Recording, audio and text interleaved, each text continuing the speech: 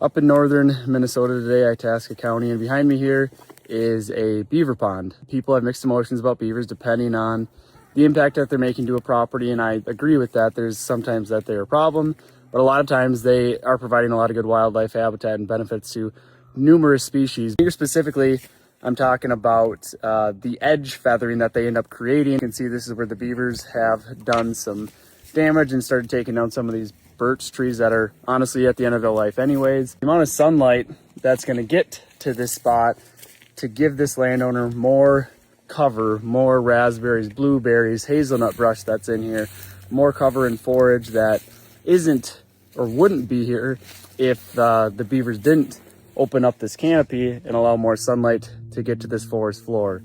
So beavers can do a lot of damage, but a lot of times they can create some pretty good wildlife habitat in the long run as well.